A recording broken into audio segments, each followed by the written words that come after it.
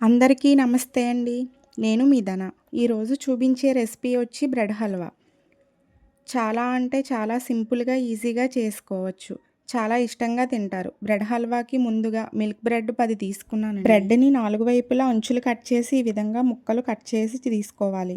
అంచులుంటే గనక పాకంలో వేసిన మొత్తం బ్రెడ్ అంతా ఇదే విధంగా ముక్కలు కట్ చేసుకొని తీసుకోండి. ఇప్పుడు డీప్ ఫ్రైకి ఆయిల్ పెట్టుకొని ఆయిల్ హీట్ అయిన తర్వాత మీడియం ఫ్లేమ్లో పెట్టుకుని ముందుగా కట్ చేసుకున్న బ్రెడ్ ముక్కలన్నీ వేసి ఒకేసారి కాకుండా బ్రెడ్ హల్వాకి ఫ్రెష్గా ఉన్న బ్రెడ్ కంటే కొంచెం డ్రై అయిన బ్రెడ్ తీసుకుంటేనే ఆయిల్ పేల్చకుండా ఉంటుంది.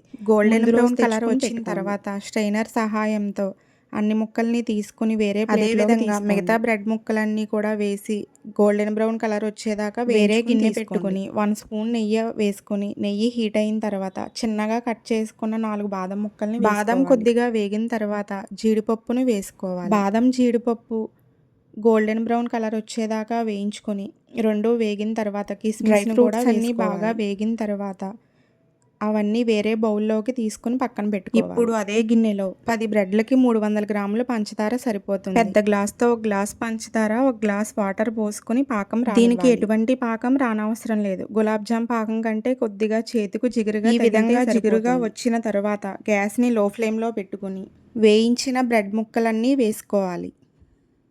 బ్రెడ్ ముక్కలన్నీ వేసుకుని గ్యాస్ని లో ఫ్లేమ్లో పెట్టుకుని గరిటెతో మెదుపుతూ కదుపుకుంటూ ఉంటే ముక్కలు లేకుండా హల్వా చాలా సాఫ్ట్గా వస్తుంది.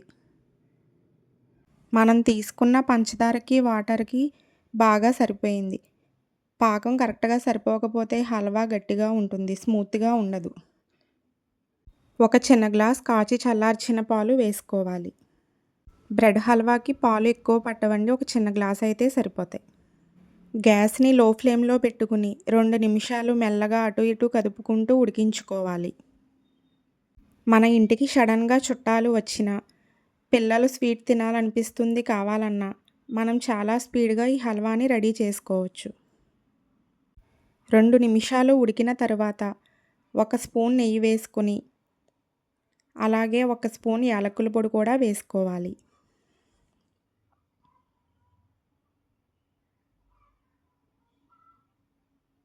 యాలకుల పొడి కూడా వేసిన తర్వాత ఒకసారి గరిటెతో అటు ఇటు కలుపుకొని ముందుగా మనం వేయించి పెట్టుకున్న డ్రై ఫ్రూట్స్ అన్నీ వేసుకోవాలి.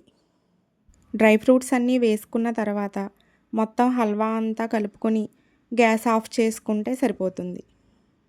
పెద్దవాళ్ళు పిల్లలు అందరూ చాలా ఇష్టంగా తినే బ్రెడ్ హల్వా చాలా ఈజీగా చేసుకున్నాం కదా. ఇదే విధంగా మీరు కూడా ట్రై చేయండి. ఎలా వచ్చిందో కామెంట్ చేయండి. ఈ వీడియో నచ్చితే నా ఛానల్ని సబ్స్క్రైబ్ చేయండి.